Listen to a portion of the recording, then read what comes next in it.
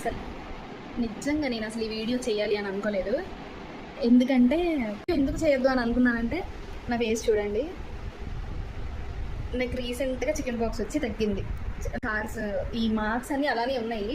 ర్యాపిడో కోసం వెయిట్ చేస్తుంటే నా ఫ్రెండ్స్ అంటే 3 ఉన్నారనమాట. వాళ్ళు ఆటో బుక్ చేసుకుని వెళ్ళిపోయారు. సర్లే నేను వెనకాల వస్తాను అని చెప్పి ఎవరు లేరు కదా, అప్పుడు వచ్చాడు. వచ్చి excuse me, hi, like can I ask you something అన్నాను. Like can I ask you for your number or can you share me your Instagram ID అని ఏదో అన్నాడు. లైక్ నాకు అర్థం కాదు ఒక నిమిషం వాడు ఏం అడుగుతున్నాడు. తర్వాత వాడే చెప్తున్నాడు అనమాట, like can we go on a coffee date అని. పిచ్చుందా నీకు అన్నని, ఇలానే అన్న పిచ్చుందా నీకు అనగానే వాడు దూరంగా వెళ్ళిపోయాడు అనమాట. మ్యాటర్ ఏంటి అంటే అవతలవాడు అమ్మాయి సింగిల్గా అదే ఖాళీగా కనపడింది అంటే అది చాలు, అంతే.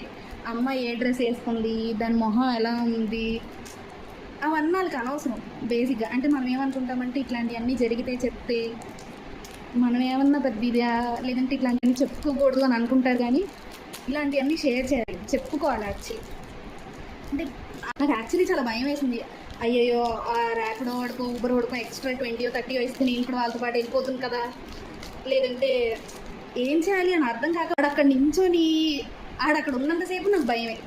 నాకు ర్యాపిడో త్వరగా వస్తే బాగుండు, ర్యాపిడో అన్నా ఎక్కడున్నా నాకు రాస్తుంది మేడం, వస్తున్నా అంటున్నాడు ఆడు. సరే అయిపోయింది నేను ఇల్లు. బట్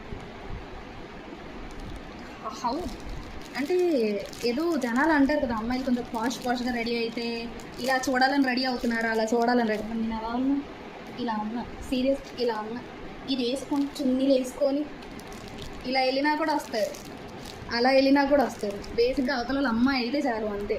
అది మ్యాటర్ అక్కడ. అంతేగాని నువ్వు ఏదో బాగా రెడీ అయ్యావు, నిన్ను చూడడానికి వచ్చారు, నువ్వు రెడీ అవ్వకపోతే నిన్ను ఎవరు చూడరు కదా, పద్ధతికి వెళ్తే చూడరు కదా అంటే పద్ధతికి వెళ్ళాను కదా, అలా బొగడగా తగ్గుతూ ఉంటారు అంతే. అంటే ఏదో చెప్పాలనిపించింది గాయస్.